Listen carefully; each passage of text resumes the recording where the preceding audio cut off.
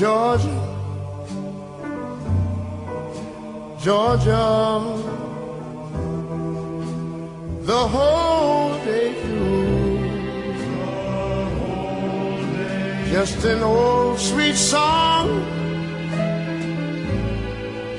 keeps Georgia on my mind. Georgia on my mind. Good morning, Bucknutters. It is Thursday, December 17th, 2015. I am Dan Rubin. This is the Bucknuts Morning 5 and Change, joined as always on Thursdays by 24/7 Sports Director of Recruiting, Steve Wiltfong. Steve, it's dark in the Gym City. I assume it's the same in Indianapolis. Good morning, Daniel. It is dark, but I already have a smoothie in hand, ready to rock. Steve Wiltfong is one of those guys who has more energy than the average dude. So let's take advantage of that right now. Big day on the recruiting scene.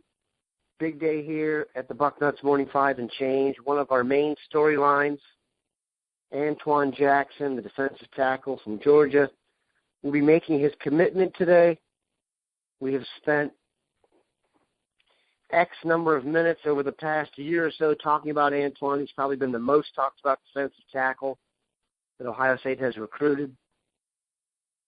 All signs point to an Auburn, Ohio State decision. Steve, your latest vibe, I have to admit, I'd be less than 50% on old Antwuan today. How about yourself? Well, I talked to sources around Ohio State yesterday, and I think this was yesterday around dinner time, so maybe it changed after that.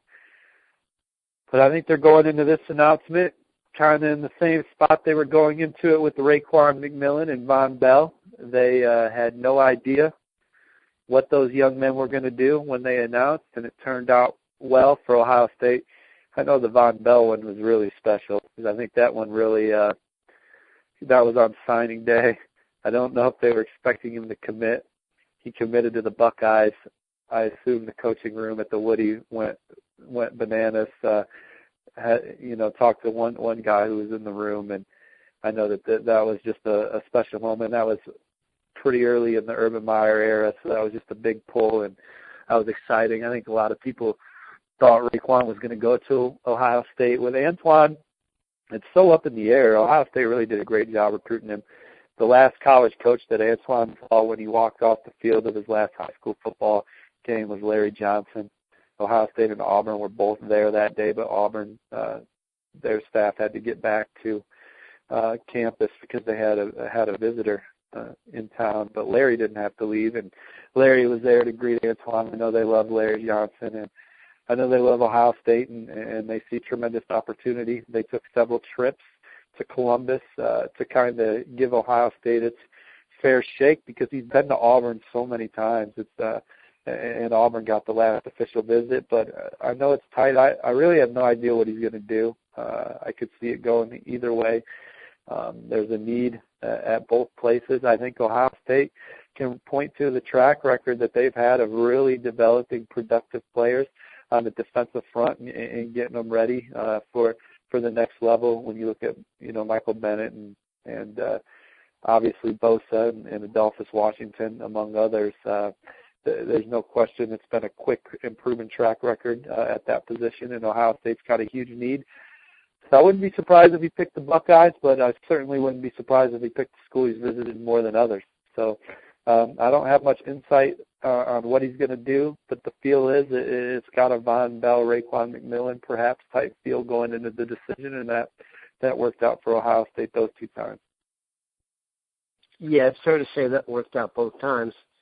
Those are Georgia natives. One, Raekwon McMillan, who was a finalist for the Bucknuts Award, and another, Von Bell, who was a first-team All-American. So I would say that worked out quite well for the Georgia vibe there.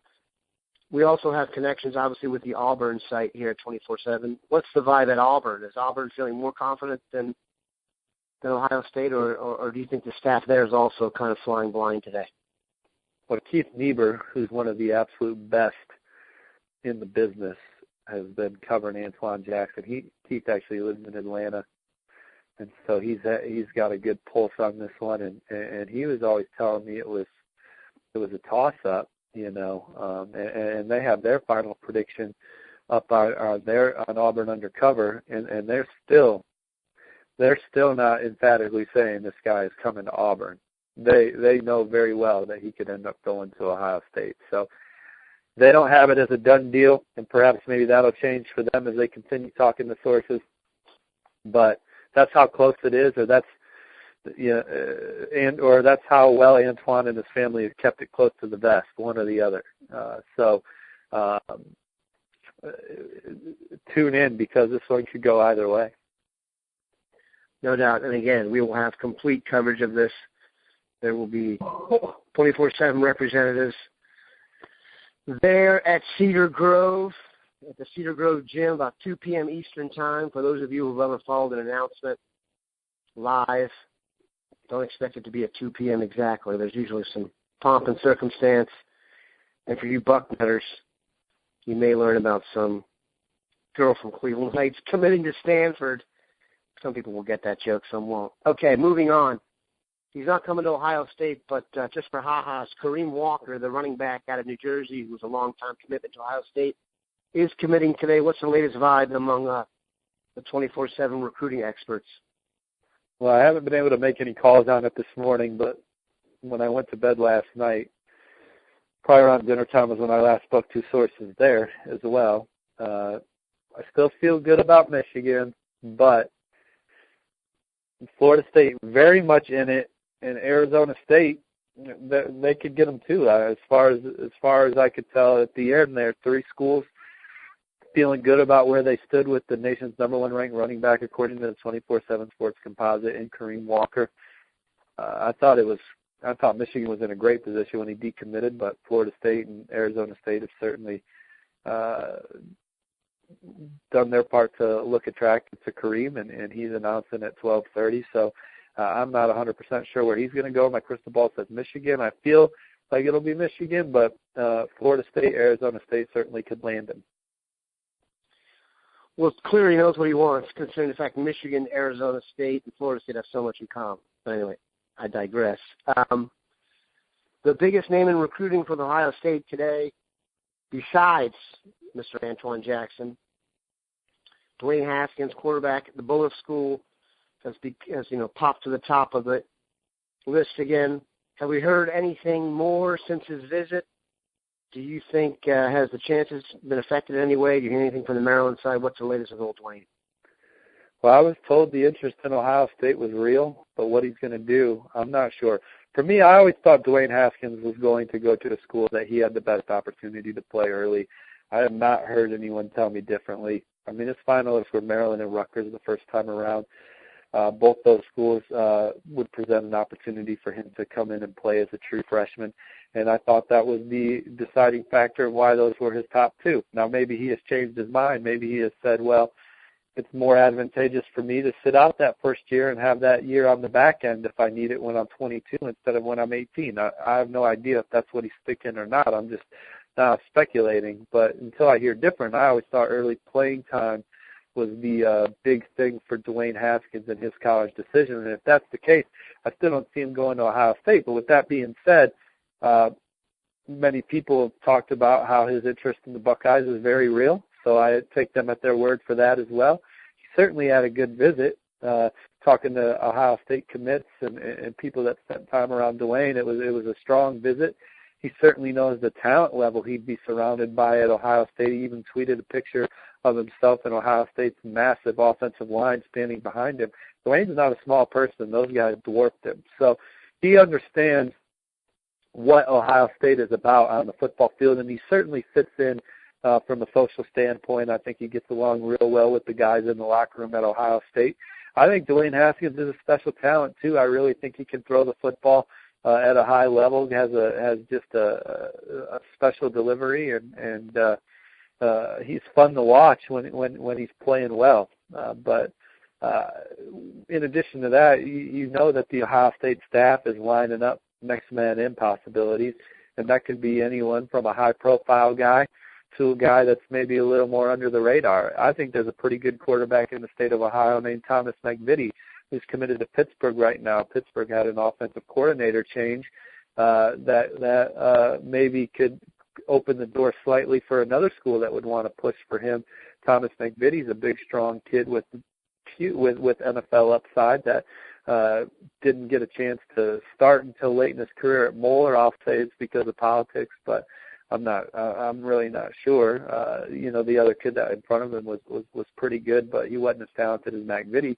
But McVitie waited his time and stayed patient, and so I like Thomas McVitie. But I'm just throwing his name out there. I'm not saying that Ohio State's looking at him. I'm just saying that there's no question Ohio State is doing everything they can to make sure that they sign a talented quarterback in this class. Yeah, McVitie, 6'4", 210, out of Moeller, has offers from Pitt, Cincinnati, Miami, Ohio, Toledo, but you never know. Late bloomer could. He's got more schools looking at him. He's got more schools looking at him right now too. I wouldn't. The rest be of the Big Ten. No, I wouldn't be surprised if we are reading soon about McVitie landing a very high-profile offer. I'm not going to put it out there right now, but there's a lot of schools talking to Thomas McVitie right now.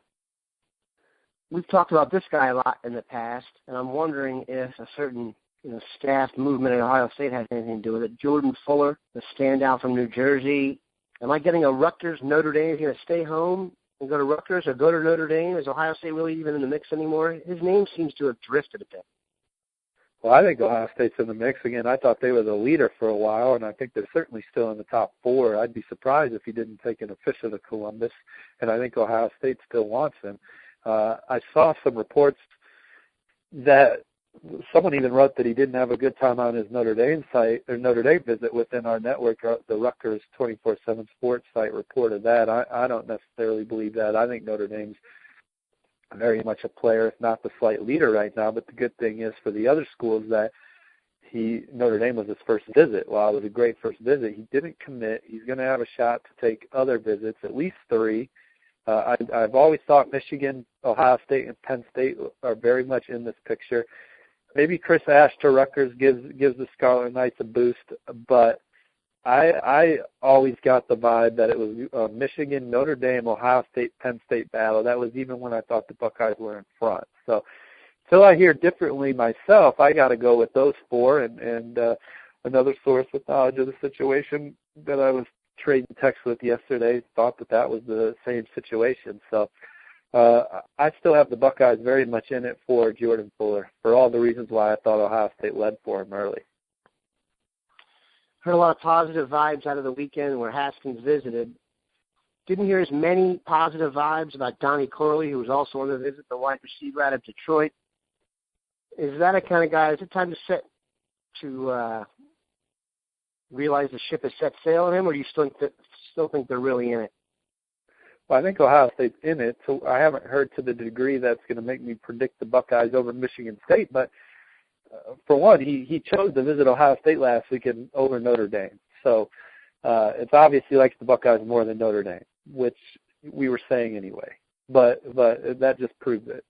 And I really think Ohio State's the biggest threat to Michigan State.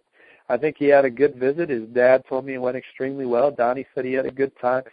Donnie keeps things close to the vest. He's not, even when you're around him, he's a quiet, cerebral kid, so he's not going to, even when he's having fun, he's not laughing a lot, if that makes no offense. He's just so chill. It's hard to get a complete read on him. There's no question he's gone to Michigan State many times and has given that staff reason to believe that he's going to be a Spartan. But he's also certainly been to Ohio State many times and has spoken very highly of the Buckeyes, and Ohio State has definitely led for him at different times of this recruitment. So perhaps getting the last visit, if he announces at the Army Bowl, could be the boost Ohio State needs. But right now, like I said at the beginning, I can't predict the Buckeyes over Michigan State, but Ohio State certainly gave them a lot to think about. Big day today here on the site. Don't forget, 2 p.m., Antwuan Jackson will make his announcement. We'll be there with bells on. We'll have complete coverage, regardless of who he picks. Let's hope he picks the good guys. Have a good one, Bucknutters. Auburn sauce. I like trucks. He likes trucks. I don't care care for Auburn. He doesn't care